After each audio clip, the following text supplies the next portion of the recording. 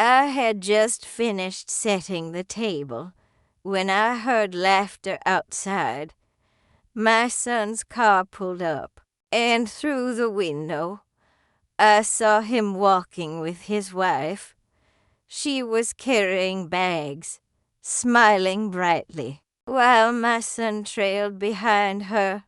At first, I thought maybe they were bringing groceries for me.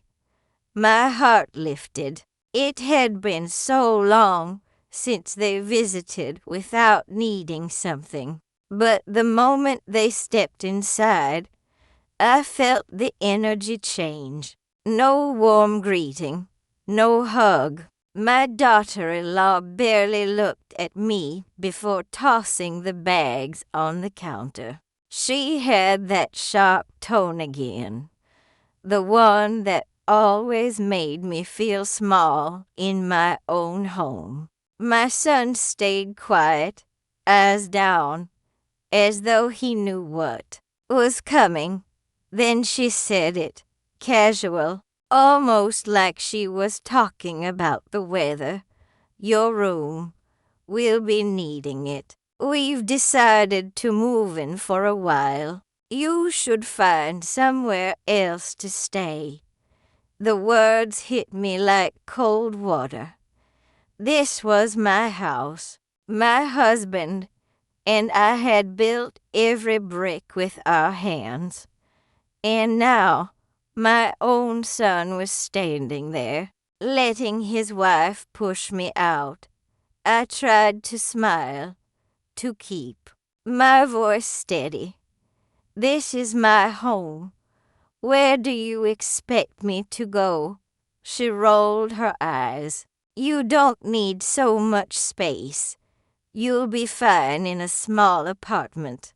Besides, we're starting a family. We need this house more than you.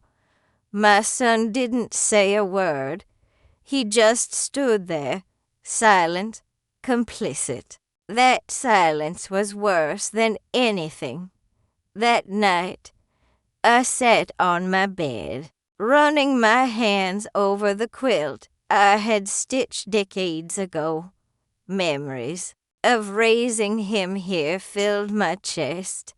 His first steps, the nights he ran to my bed after a nightmare, the birthdays we celebrated in the kitchen, and now he was handing it all over to her. But I wasn't the kind of woman to bow quietly. I had been quiet for too long already. The next morning, while they were out, I opened the drawer where I kept my husband's old documents. There it was, the will, the deeds, the papers they didn't know I still had. This house wasn't theirs to claim. It was mine until the day I chose otherwise. So when they returned, I was waiting, calm, collected. My daughter-in-law walked in like she owned the place, asking where I had put her things. My son avoided my eyes.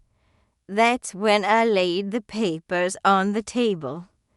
This house, I said, my voice steady, isn't yours. It was never yours. And as long as I live, it never will be. Her face drained of color. She stuttered, tried to argue, but the words failed her. My son finally looked at me, guilt in his eyes. For the first time in years, I felt my strength return. They thought I was just an old woman they could push aside. But they had forgotten who raised this family, who kept it together when everything fell apart. I wasn't just a guest in this house. I was its heart, and I wasn't going anywhere.